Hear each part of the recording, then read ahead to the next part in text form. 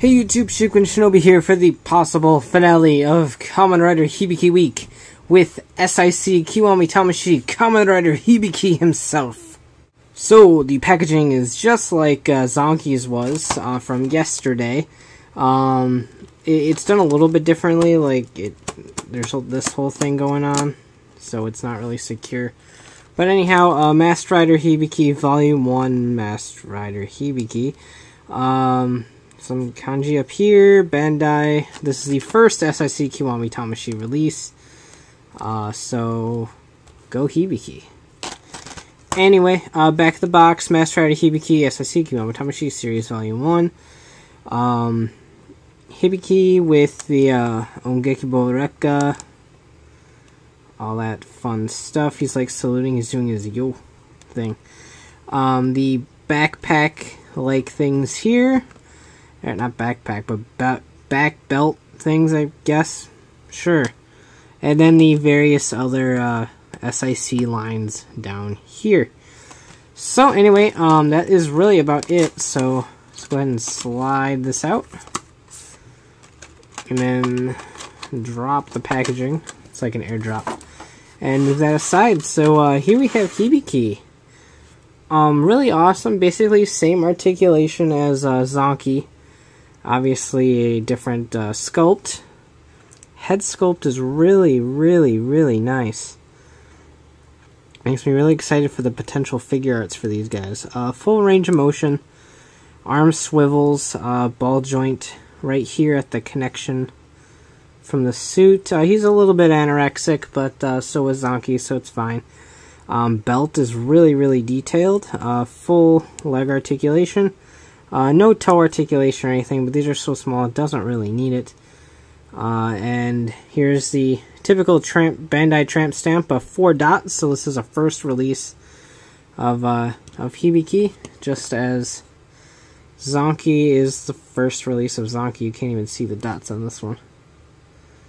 And I'm sure my Todoroki will be first release Todoroki, since I don't think these are getting a re-release until this month rather.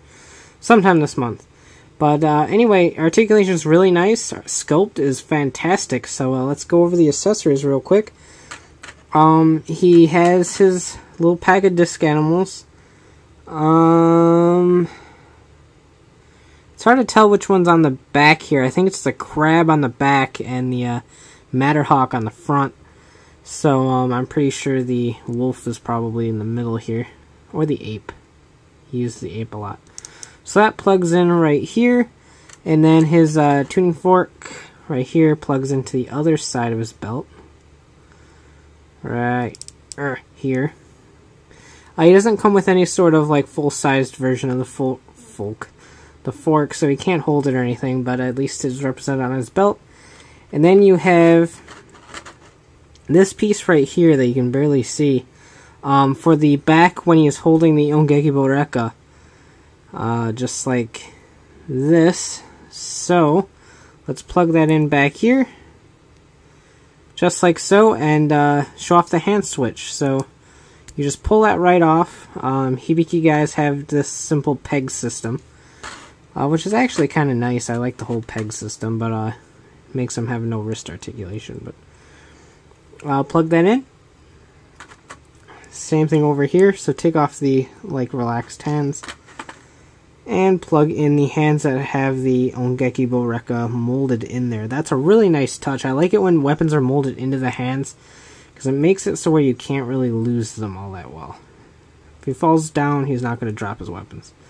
That's always a plus. So there's lots of articulation to be had. You can do them like the cross, the X, and have one up in the air, and like so, and all that really fun stuff.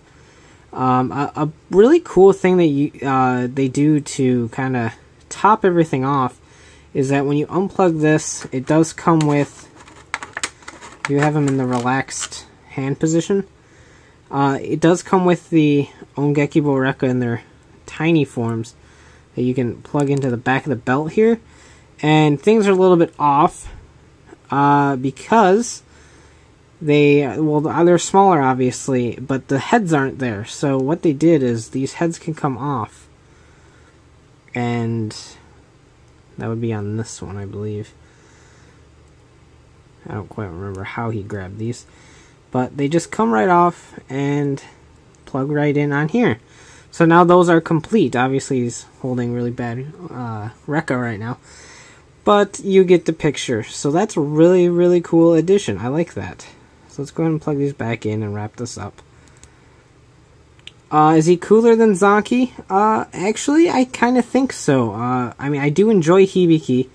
Zanki isn't the only thing I love about that show. Hibiki, I think, was a fantastic rider with a great design, even though he is not the traditional Kamen Rider by any means. But he's definitely a really cool design, and one of the main really selling points of the series to me. So, that didn't work as quite as I planned. There we go. So, is he worth it? Of course. 1,200 yen for such a detailed figure is really great.